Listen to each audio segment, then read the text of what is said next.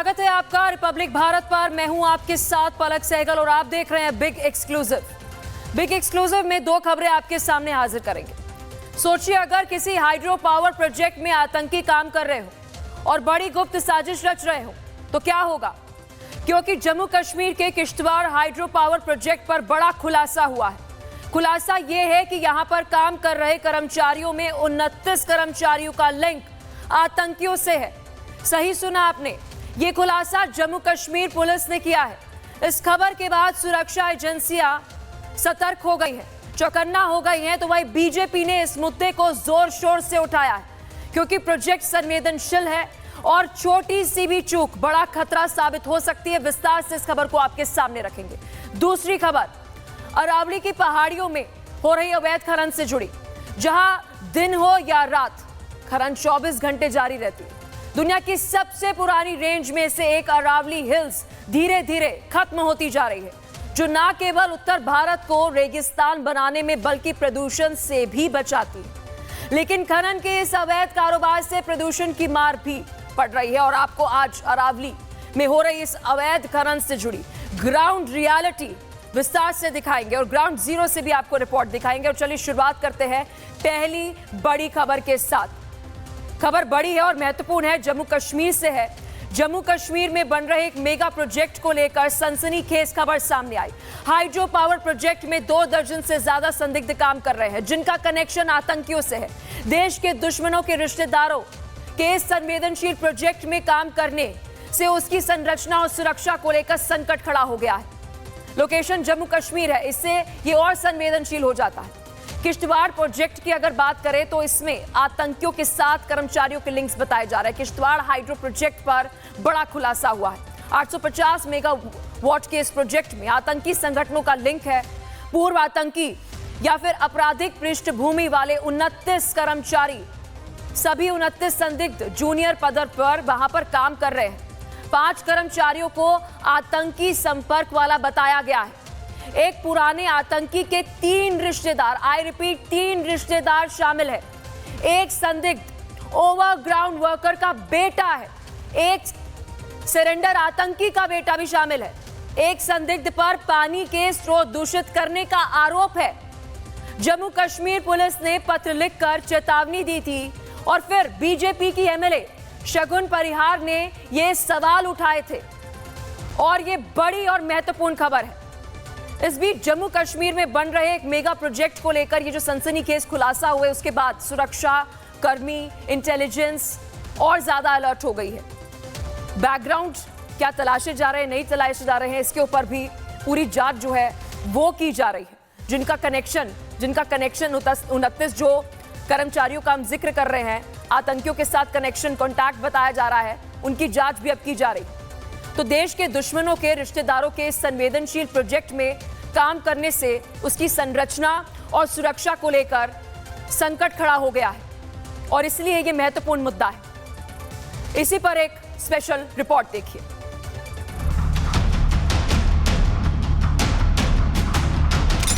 जम्मू कश्मीर में देश की सुरक्षा से खिलवाड़ का आरोप।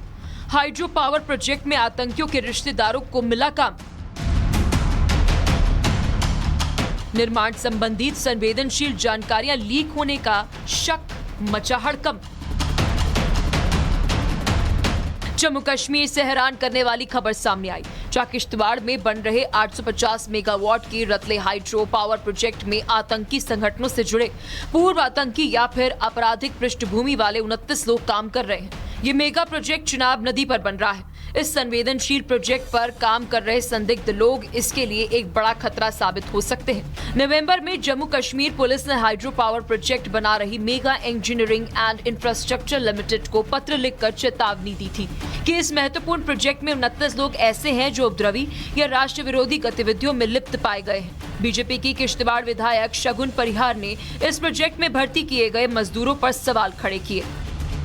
जम्मू कश्मीर में हमारे लोगों को स्टेक पे रख के प्रोजेक्ट बनता है और मुझे लगता है ये नेशनल सिक्योरिटी का इशू होना चाहिए कि वहाँ पे किन लोगों को एम्प्लॉयमेंट दी जा रही है। पॉलिटिकल बैकिंग भी हो सकती है और पाकिस्तान की बैकिंग भी हो सकती है। जम्मू कश्मीर पुलिस ने निर्माण कंपनी से इन कर्मचारियों की निगरानी करने को कहा। पुलिस की चिट्ठी के अनुसार इन संदिग्धों के कामकाज पर नजर रखी जाए, संदिग्ध गतिविधि देखने पर तुरंत सूचना देने को कहा। सभी 29 संदिग्ध जूनियर पदों पर कार्यरत हैं। इनमें से 5 को आतंकी संपर्क वाला बताया गया। इलाके में एक पुराने आतंकी के 3 रिश्तेदार इनमें शामिल हैं। एक संदिग्ध ओवरग्राउंड वर्कर का बेटा है और एक सरेंडर आतंकी का बेटा भी शामिल है। एक संदिग्ध पर पानी के स्रोत दूषित करने और जालसाजी का आरोप है और जबकि बाकी 23 की पृष्ठभूमि आपराधिक और उपद्रवी रही है। हालांकि इस प्रोजेक्ट में काम कर रहे इस संदिग्ध से रिपब्लिक ने बात कर उसका पक्ष जानने की कोशिश भी की। इस संदिग्ध का नाम मोहम्मद इकबाल है, जो हिजबुल कमांडर जहांगीर सरूरी का भाई है। इकबाल का दावा है कि उसके आतंकी भाई से कोई रिश्ता नहीं है। आपका जो भाई है वो मतलब अब हिजबुल का बड़ा कमांडर है, आपके वहाँ पे पोस्टर भी लगे हैं कि 10 लाख रुपए इनाम है, तो आपकी उससे कोई बातचीत कोई कुछ वैसा हुआ? सर कुछ नहीं, लगभग 16-17 साल से कुछ नहीं। 16-17 साल से? तो लास्ट आप उससे कब हुई थी? लगभग 2010-11 में हुई, उसके बाद नहीं हुई। तो 10-11 में हुई थी, तो तब कहाँ हुई थी, तो क्या बताया था उसने? नहीं सर, वो अचानक मिला था कहीं रास्ते में ना सर। ओके। तो उसने भी उल्टा हमें पूछताछ किया, तो बस तकरीबन 15-20 मिनट में वो निकल गया। तो क्या तब वो जब आपको मिला तो उसके बंदूक थी उसके पास? हाँ सर, हाँ, झूठ नहीं बोलता उसने। हाँ जी जी हाँ। ओके। तो अब मुझे ये बताइए कि मतलब ये जो पुलिस ने मेगा वालों को कहा कि आप लोगों को वहां पे काम करवाने से जो है वो प्रोजेक्ट की सिक्योरिटी को खतरा हो सकता है, ऐसा कुछ? नहीं सर, ऐसा कुछ नहीं है सर। मैं वो क्या बोलते हैं, कारपेंटर हूँ सर। तो अगर कंपनी 3 साल से मुझे देख रही है तो वो भी तो इंसान ही है सर। हालांकि इस विवाद का एक दूसरा पहलू भी है। निर्माण कंपनी के सूत्रों के अनुसार स्थानीय विधायक प्रोजेक्ट में अपने लोगों को काम पर रखने का दबाव बना रही है, जिसकी वजह से काम में देरी भी हुई। हालांकि कंपनी का कहना है कि किसी भी कर्मचारी का कोई रिश्तेदार आतंकी या किसी का कोई रिश्तेदार आतंकी था और आत्मसमर्पण का मुख्य धारा में शामिल हुआ है, तो ऐसे कर्मचारी को हटाने के लिए कोई कानून नहीं है। हालांकि कंपनी ने पुलिस की चिट्ठी मिलने की बात को स्वीकार कर रही है। निर्माण कंपनी का जो भी दावे हों, लेकिन ऐसे प्रोजेक्ट में जिसके बनने से सीधे पाकिस्तान को नुकसान होने वाला है, उनके निर्माण में संदिग्ध कर्मचारियों को काम पर रखना एक बड़ी चूक जरूर है, क्योंकि ऐसे प्रोजेक्ट की जानकारी लीक होने से भविष्य में देश को इसकी भारी कीमत चुकानी पड़ सकती है। Bureau report, Republic Bharat. और इसी खबर पर विस्तार से बातचीत करने के लिए बीजेपी विधायक किश्तवाड़ से शगुन परिहार हमारे साथ जुड़ चुके हैं फोन लाइन पर। और शगुन जी, आपने ये मामला उठाया, आप शुरुआत से बता सकती हैं कि आपको इनपुट कहां से मिला, कहां पर आपको कुछ संदिग्ध लगा, फिर उसके बाद आपने जांच एजेंसियों को क्या बताया? देखिए मैडम, ये प्रोजेक्ट जो है ये नेशनल इम्पोर्टेंस का प्रोजेक्ट है। आपको पता है पाकिस्तान बार बार ये कह रहा है कि हम पावर प्रोजेक्ट्स पे हमले करेंगे। ऐसे में अगर पावर प्रोजेक्ट्स में वो लोग बैठे रहेंगे जिनकी एफिलिएशन टेररिस्ट ऑर्गेनाइजेशंस के साथ है, तो आप मुझे बताइए क्या गारंटी है कि पावर प्रोजेक्ट और किश्तवाड़ की सेफ्टी कॉम्प्रोमाइज नहीं होगी? बिल्कुल, लेकिन आपके पास इंफॉर्मेशन, इनपुट को लेकर मैम मैं आपसे सवाल पूछ रही हूँ। जिन 29 कर्मचारियों का जिक्र हो रहा है, कोई किसी आतंकी का बेटा बताया जा रहा है, और ये इंफॉर्मेशन जो है वो आपको कहाँ से मिले, और अगर आप विस्तार से बता पाए। देखिए मैडम, मैं अभी सिर्फ इन 29 की बात नहीं करूंगी। प्रोजेक्ट में जो कॉन्ट्रैक्टर्स काम कर रहे हैं, प्रोजेक्ट में जो सप्लायर्स हैं, उनकी भी वेरिफिकेशन होनी चाहिए, क्योंकि उन लोगों में से भी कुछ ऐसे हैं जिनके रिश्तेदार पाकिस्तान रह के आए हैं और 10-15 साल रहे हैं। उनमें से किसी का मामा, किसी का चाचा हिजबुल मुजाहिदीन में जो है वो अभी भी एक्टिवली काम कर रहा है। तो मैं चाहती हूँ एजेंसीज को फर्दर इन्वेस्टिगेशन करनी चाहिए। उस कंपनी में जो कॉन्ट्रैक्टर्स काम कर रहे हैं उनको क्या इसलिए काम दिया जा रहा है क्योंकि वो आतंकवादियों से लिंक है? गरीब मजदूर परेशान हो रहा है, गरीब मजदूर को निकाला जा रहा है और आतंकवादियों के रिश्तेदारों को कंपनी प्रमोट कर रही है। तो वहां पर आपने ये जो इन्फॉर्मेशन है स्थानीय प्रशासन के साथ शेयर की, और जब आपने शेयर की तो उनकी तरफ से क्या रिस्पॉन्स आया? देखिए, स्थानीय प्रशासन तो कार्रवाई कर रहा है, लेकिन कंपनी के जो वहां पे लोकल हैं वो इतना आतंकवाद की बैकिंग क्यों कर रही है? मेरे लिए सवाल यहाँ पे बनता है कि जो कंपनी मैनेजमेंट है वो इन लोगों को क्यों इतना प्रोटेक्ट कर रही है? कि मतलब वहाँ के जो पर्टिकुलरली सीईओ है वो उनकी ट्यून्स पे डांस कर रहे हैं, उनको पता है कि प्रोजेक्ट के हाईएस्ट ऑफिसर्स जो हैं, मतलब आप वहाँ पे बैठे हुए हैं, आपने किस बेसिस पे उनको काम दिया, जबकि हमारी पूरी सिक्योरिटी कॉम्प्रोमाइज होने का खतरा है। क्या गारंटी है कि पाकिस्तान के पास हमारे प्रोजेक्ट के मैप नहीं होंगे? बहुत शुक्रिया शगुन परिहार जी, रिपब्लिक भारत के साथ बातचीत करने के लिए, और आशा करते हैं जो बात आपने उठाई है दूर तलक जाए और इस पर जो भी जरूरी कार्रवाई है वो प्रशासन की तरफ से की जाए। बहुत शुक्रिया जुड़ने के लिए। और चलिए खबरों में आगे बढ़ते हैं। दुनिया की सबसे पुरानी पर्वतमाला यानी अरावली हिल्स आज संकट के सबसे बड़े दौर से गुजर रही है। वजह है धड़ल्ले से हो रहा अवैध खनन, जिसके चलते अरावली हिल्स विनाश की ओर जा रही है। मौसम के साथ ही यहां पर रहने वाले जीव जंतु भी प्रभावित हो रहे हैं। आप प्रभावित हो रहे हैं अगर आप दिल्ली एनसीआर या फिर दिल्ली के आसपास के राज्यों में रहते हैं। खनन का प्रदूषण कनेक्शन आपको बताते हैं। दिल्ली तक बढ़ता प्रदूषण, बारिश का बदलता पैटर्न, नदियों का ये सूखना और तापमान में जो लगातार बढ़ोतरी हो रही है, वन्य जीवों के आवास में जो कमी हो रही है, इसी वजह से हो रही है। खनन का प्रदूषण से डायरेक्टली कनेक्शन है। दिल्ली तक जो प्रदूषण आप देख रहे हैं, हर सर्दियों में जब आप प्रदूषण देखते हैं, यही कारण है। और इसी वजह से जिस अरावली हिल्स का हम जिक्र कर रहे हैं, उसी वजह से जो खनन हो रहा है और खनन की वजह से जो डायरेक्टली एनवायरनमेंट पे क्लाइमेट चेंज जिसको आप बार बार जिक्र करते हैं, इस वजह से ये पैटर्न जो है वो बदल रहा है। जब सूखती नदियों का हम जिक्र करते हैं, बढ़ते तापमान का हम जिक्र करते हैं, वन्य जीवों का जिक्र करते हैं, उनके आवास में जो कमी आ रही है, वो अरावली हिल्स में जो अवैध खनन हो रहा है उसकी वजह से ही हो रहा है। और जो बदलाव किए जा रहे हैं, अगर हम कानूनी रूप से कहें, उससे आने वाले समय में एक और बड़ा असर जो है वो पड़ते हुए नजर आएगा। इसी पर एक रिपोर्ट आपको दिखाते हैं कि इस अरावली हिल्स में जो बदलाव हो रहे हैं और जो अवैध खनन हो रहा है, उससे आपके जीवन पर क्या असर पड़ेगा।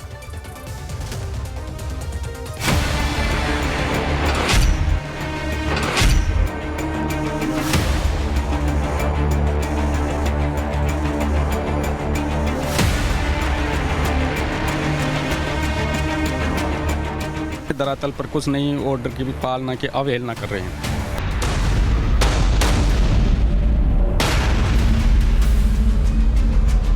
के मकानों में दरारें आ गई, एलर्जी हो गई, प्रदूषण इतना भयंकर हो गया कि नरक का जीवन जी रहे हैं। उत्तर में दिल्ली से दक्षिण में गुजरात तक फैले हुए अरावली हिल्स लगभग 2/3 हिस्सा राजस्थान के 15 जिलों से होकर गुजरता है। उत्तर भारत के पर्यावरण की सुरक्षा में इसकी भूमिका बहुत ही अहम है, लेकिन लगातार हो रहे अवैध खनन से ये प्राचीन पर्वतमाला विनाश की ओर जा रही है। वहीं 20 नवंबर 2025 को सुप्रीम कोर्ट की एक बेंच ने अरावली पहाड़ियों की परिभाषा पर एक महत्वपूर्ण फैसला सुनाया।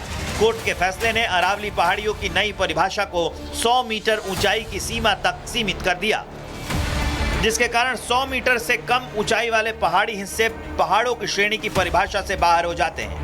अब स्थानीय लोगों को डर है कि इससे अरावली का बहुत बड़ा हिस्सा कानूनी संरक्षण से बाहर हो जाएगा, जिससे खनन का रास्ता खुल जाएगा। वहीं स्थानीय लोगों की जुबानी सुनिए किस तरह रात दिन अवैध खनन चल रहा है, लेकिन प्रशासन के कानों में जू तक नहीं रेंग रही है।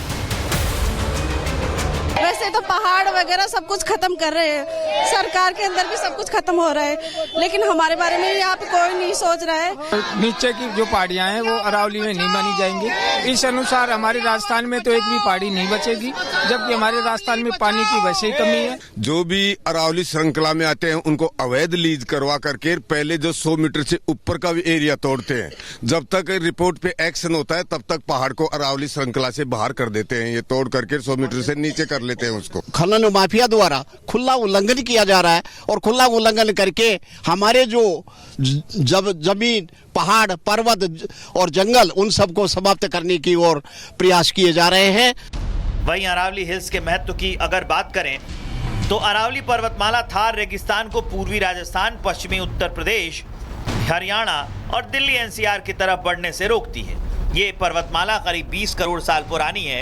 ये राजस्थान और हरियाणा जैसे सूखे इलाकों में भूजल को रिचार्ज करती है, वहाँ की बायोडायवर्सिटी में अहम रोल निभाती है। दिल्ली से गुजरात तक करीब 650 किलोमीटर में फैली इन अरावली की पहाड़ियों में चंबल, साबरमती और लूनी नदियाँ पानी का मुख्य सोर्स हैं। इन पहाड़ियों में लेड, जिंक, कॉपर, सोने के साथ सैंडस्टोन, लाइमस्टोन, मार्बल, ग्रेनाइट भी मिलते हैं। हालांकि पिछले कुछ दशकों में अत्यधिक खनन ने जंगलों को गंभीर नुकसान पहुंचाया है, भूजल स्तर भी कम हो गया है और हवा की गुणवत्ता को खराब किया है। जलवायु हो, मानसून हो, इन तमाम चीजों पे प्रभाव पड़ेगा, खासकर उत्तर भारत में, क्योंकि उत्तर भारत में अरावली ही वो पर्वत है जो पूरे मानसून को निर्धारित करता है। तो सोचिए कि कितना बुरा प्रभाव पड़ेगा। और जो दिल्ली में AQI चल रहा है भैया, हर रोज है तौबा मचा हुआ है। उस दिल्ली NCR का भी आखिर क्या होगा? यही पर्वत जो पश्चिमी राजस्थान की तरफ से हवाएं आती हैं उनको रोकता है, तब जाके जो है वहां पे प्रदूषण नियंत्रित होता है। जब ये पहाड़ ही खत्म हो जाएंगे तो फिर दिल्ली NCR में वो जीवन यापन जो लोग कर रहे हैं, इस समय अस्पतालों में लाइन लगी हुई है, सांस की समस्या हो, तमाम समस्याएं हैं, वो संख्या तो और धीरे धीरे बढ़ जाएगी। बहरहाल अगर इसी तरह अरावली में खनन प्रक्रिया जारी रही तो राजस्थान में रेगिस्तान के बढ़ने का खतरा भी बढ़ जाएगा। अरावली की ऊंचाई घटने से मॉनसून पर भी असर पड़ेगा और बारिश भी काफी कम हो जाएगी।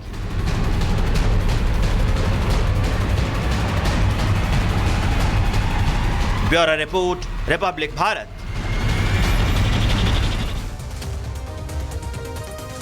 और चलिए अब आपको पूरा मामला समझाते हैं। अरावली पर जो सुप्रीम फैसला आया है वो बताते हैं। स्थानीय लोगों का जो तर्क है और वही दूसरी तरफ फैसला क्या है। 100 मीटर से नीचे की पहाड़ियां अरावली हिल्स नहीं।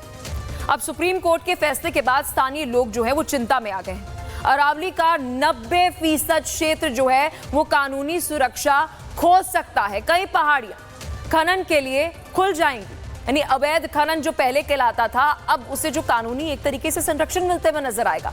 तो इसलिए वहां पर जो लोग हैं वो आग बबूला नजर आ रहे हैं, परेशान नजर आ रहे हैं, क्योंकि एक तरफ वैसे ही दिल्ली में प्रदूषण की मार है तो वहीं दूसरी तरफ हम देख रहे हैं कि ये बदलाव। चलिए अब आपको सीधा ग्राउंड जीरो लेकर चलते हैं। मेरे सहयोगी अमृत हमारे साथ जुड़ चुके हैं। अमृत, लोगों से बातचीत कीजिए, लोग वहां पर क्या कह रहे हैं, क्योंकि पहले ही दिल्ली और आसपास राज्य में प्रदूषण की मार है, अवैध खनन हो रहा है और अब ये। बिल्कुल आपने सही कहा। स्थानीय लोगों से जब हम बात कर रहे हैं तो उनके अंदर काफ़ी नाराज़गी नज़र आ रही है। खनन माफियाओं से क्या गिला शिकवा, लेकिन प्रशासन से उन्हें शिकायत है और उनका कहना है आज के लोगों को आप बेवकूफ़ नहीं बना सकते। उनके पास इंटरनेट है, उनके पास तमाम चीज़ें हैं, वे पढ़े लिखे हैं, समझ रहे हैं कि कितना नुकसान होगा। यहाँ पर्यावरण या तमाम चीज़ों का हवाला दिया जा रहा है और सीधे तौर पर स्थानीय लोग कह रहे हैं कि उनके साथ नाइंसाफ़ी हो रही है। और पूरा का पूरा जो इलाका है, खासकर अगर हम सिर्फ अरावली की बात करें या उसकी उस क्षेत्र से जुड़े इन तमाम इस बेल्ट को अगर हम समझे, राजस्थान को या फिर हरियाणा को, इस पूरे बेल्ट को हम समझे, जहां तक हम लोगों से बात कर पा रहे हैं तमाम जगहों पर नाराजगी नजर आ रही है। सीधे तौर पर लोगों का कहना है कि इस मामले को गंभीरता से लिया जाए, क्योंकि खनन माफिया जिस तरीके से लगातार खनन कर रहे हैं और जिस तरीके से प्रशासन को लेकर आम लोगों में नाराजगी है, प्रशासन को लेकर लोग कई आरोप जो लगा रहे हैं, उन सबको अगर आप मिलाकर देखें तो यहाँ पर अभी कई चीजें एक साथ चल रही है। पहला तो जिस तरीके से वहां पर खनन चल रहा है उसे लेकर नाराजगी है। दूसरा जो अदालत की तरफ से फैसला आया उसके बाद स्थानीय लोगों के अंदर एक मुश्किल भरे हालात हैं। उनका मानना है कि अगर इस मामले पर सरकार गंभीरता से संज्ञान ले, विचार करे तो यह स्थिति ठीक हो सकती है। दूसरा, उन्हें यह डर है कि भविष्य में पूरा ये जो इलाका है, अगर हम खासकर अरावली की बात करें या इस बेल्ट की बात करें, तो उनका मानना है कि पर्यावरण में काफी बदलाव होंगे और उसका असर उनके आने वाली पीढ़ियों पर पड़ेगा। तो वे साफ तौर पर अभी परेशान नजर आ रहे हैं, हताशा है। इसके साथ एक और एंगल निकलकर सामने आ रहा है। लोगों की मान्यताएं हैं, यहाँ पर लोगों की पीढ़ियां गुजरी हैं, तो सबके पास अपनी अपनी मान्यताएं हैं, अपनी अपनी कहानियां हैं। इससे जुड़ी तमाम चीजों का जिक्र किया जा रहा है। वो इतिहास से भी जोड़कर इसे देख रहे हैं, भूगोल से जोड़कर देख रहे हैं, भविष्य की कल्पना कर रहे हैं। देखने वाली बात ये होगी कि एनवायरमेंट मिनिस्ट्री की तरफ से इस पूरे मामला को लेकर क्या कहा जाता है और क्या उनका टेक होता है। बहुत शुक्रिया अमृत, आपने विस्तार से खबर पर जानकारी दी। बड़ी खबर है, इस पर नजर बनाए रखना, अपडेट हम आपसे लेते रहेंगे। और चलिए खबरों में आगे बढ़ते हैं।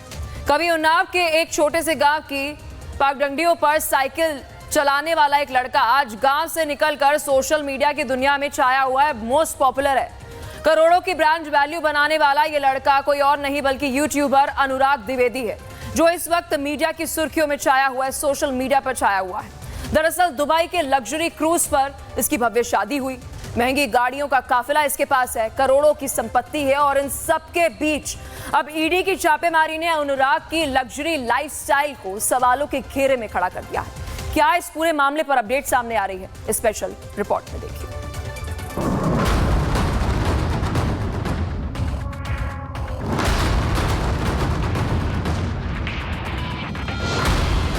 गांव से दुबई तक का सफर, ईडी की रडार पर यूट्यूबर।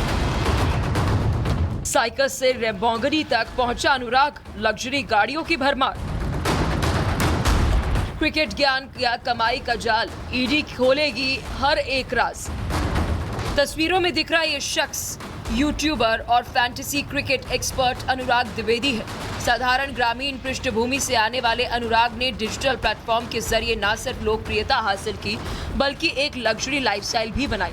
लेकिन अब यही चमक दमक जांच एजेंसियों के सवालों के घेरे में है। ईडी ने एक अवैध ऑनलाइन बेटिंग केस में अनुराग द्विवेदी से जुड़े कई ठिकानों पर तलाशी ली।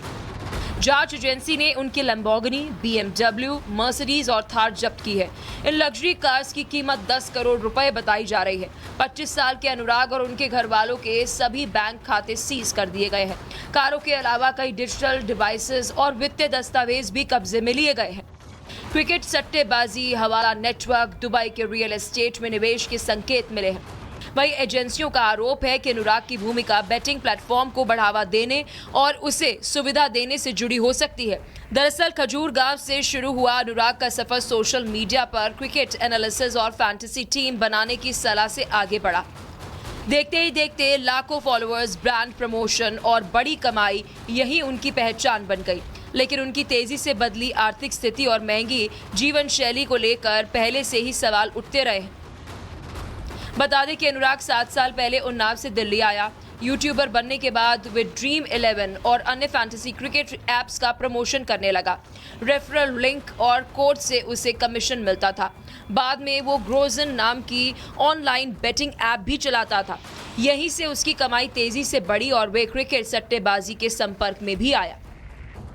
अनुराग की चर्चा तब और बढ़ी जब उसने दुबई में शाही शादी की।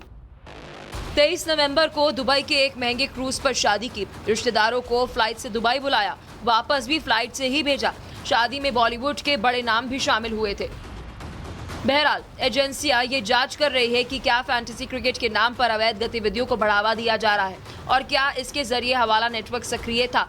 गांव से दुबई तक का अनुराग का सफर अब शोहरत से ज्यादा सवालों के लिए जाना जा रहा है और आने वाले दिनों में जांच के नतीजे ही तय करेंगे कि ये कहानी सफलता की है या विवादों की। Bureau report, Republic Bharat.